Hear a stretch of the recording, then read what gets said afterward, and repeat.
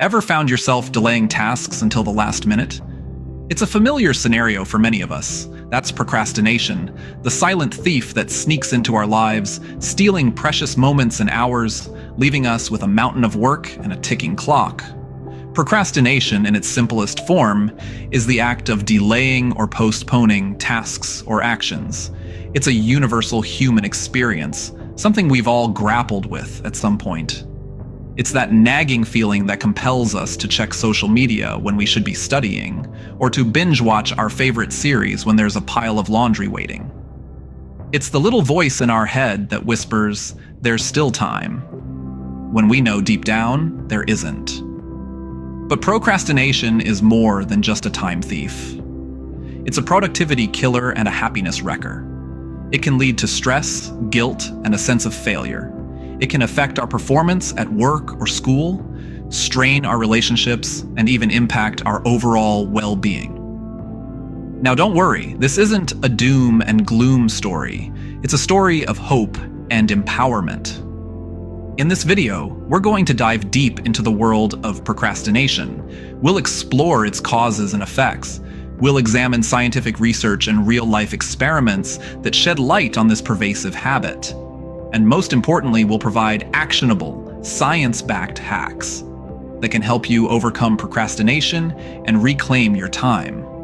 Whether you're a student cramming for exams, a busy professional struggling to meet deadlines, or someone who simply wants to make the most of their time, this video is for you. We're going to arm you with the knowledge and tools you need to slay the procrastination monster once and for all. So if you're ready to take back control of your time, stay tuned as we uncover the science behind procrastination. What's really happening in our brains when we procrastinate? It's a question that's intrigued scientists for years, and it all boils down to a battle between two regions of the brain: the prefrontal cortex and the limbic system. The prefrontal cortex is the part of your brain that's responsible for decision-making and planning.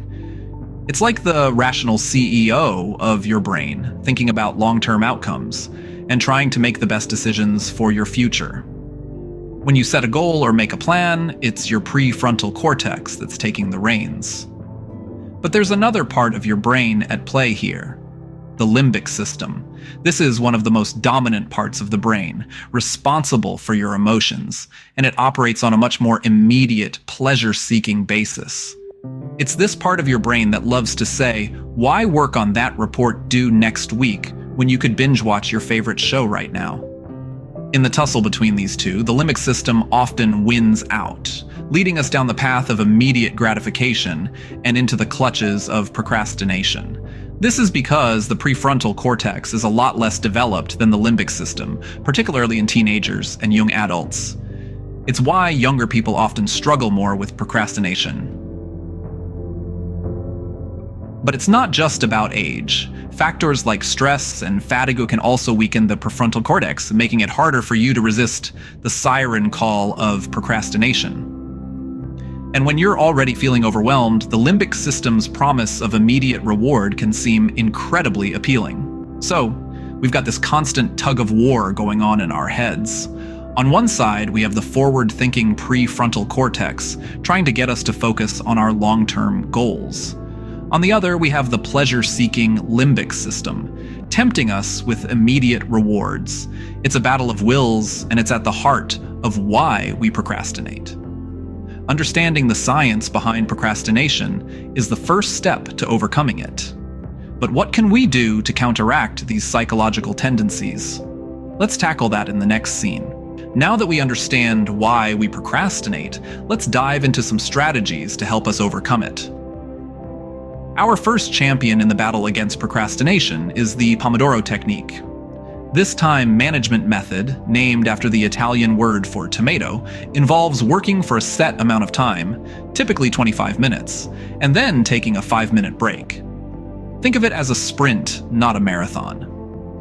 By breaking your work into manageable chunks, you're less likely to feel overwhelmed. It's a simple yet effective way to keep your focus sharp and your productivity sky high. Next up, we have time blocking. This method requires you to divide your day into blocks of time, each dedicated to accomplishing a specific task or set of tasks. It's like organizing your day into a series of appointments. But instead of meeting with clients or colleagues, you're meeting with your tasks. By dedicating specific times to your tasks, you're less likely to put them off. Plus, it adds a sense of urgency that can help you stay on track. And let's not forget about setting SMART goals. SMART stands for specific, measurable, achievable, relevant, and time-bound. Instead of setting vague goals like, I want to write more, you set a SMART goal like, I will write 200 words every day this week. By making your goals specific, measurable, achievable, relevant, and time-bound, you're more likely to stick to them. These strategies can help manage distractions and keep your focus on the task at hand. But remember, everyone's different. What works for one person might not work for another. So, feel free to experiment with these techniques and find what works best for you. Remember, overcoming procrastination is not about eliminating it completely. It's about learning how to manage it so it doesn't control you. It's about taking back control of your time and your life. These strategies are a great start, but sometimes we need a little extra push to really get things moving. Ever noticed how you're more likely to follow through on a task if someone else is counting on you? This is the power of accountability, a potent weapon in our war against procrastination. Accountability is the sense of responsibility we feel towards others, and more importantly, towards ourselves. It's the invisible thread that binds our intentions to our actions. It's the bridge between saying we'll do something and actually doing it. So how does accountability help us combat procrastination? Well, it's quite simple. When we make ourselves accountable, we create a sense of obligation. This obligation isn't just to others, but to ourselves. It's a promise we make, a commitment we forego, and it's this commitment that helps us overcome our inertia and push through the barriers of procrastination. Now, you might be wondering, how can we harness this power of accountability? There are several ways to create accountability. One effective method is to share your goals with a friend or a family member. By doing this, you're not just making a promise to yourself, but also to someone else. This adds an additional layer of responsibility and can significantly boost your motivation to follow through. Another method is to use an accountability app. These apps allow you to set goals, track your progress, and even share your achievements with others. They serve as a constant reminder of your commitments and can really help keep you on track. Joining a study group or a workout club is another great way to create accountability. By participating in a group, you're not just responsible for your own progress, but also for the progress of the group. This collective responsibility can be a powerful motivator. Now, while accountability is a potent tool, it's important to remember that it's not the end goal. The ultimate goal is to develop self-discipline. Accountability is the stepping stone, the catalyst that helps us develop this self-discipline. It's the training wheels that help us balance until we're ready to ride on our own. Accountability can be a powerful motivator, but remember, the ultimate goal is to develop self-discipline. Self-discipline, it's the ultimate weapon in our battle against procrastination. Embarking on the journey to self-discipline is like setting sail on a vast ocean. It's not always smooth sailing. There will be storms and high waves. But with the right tools and strategies, we can navigate these waters and reach our desired destination. One of these tools is mindfulness. It's about being present, being aware of our thoughts, emotions, and actions. When we're mindful, we can catch ourselves before we fall into the procrastination trap. We can ask ourselves, why am I delaying this task? And what can I do right now to move forward? Practicing mindfulness can be as simple as taking a few deep breaths, meditating for a few minutes each day, or even just taking a moment to appreciate the world around us. Next, we have goal setting. It's like setting our compass, giving us a clear direction.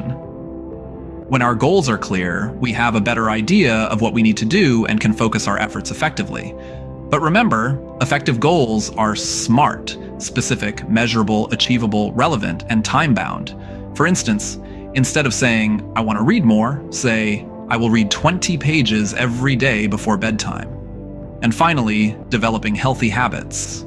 These are our daily rituals, the small actions we take each day that add up to big results over time. Whether it's making your bed every morning, exercising for 30 minutes a day, or dedicating an hour each day to learning a new skill, these habits can help build the self-discipline we need to beat procrastination.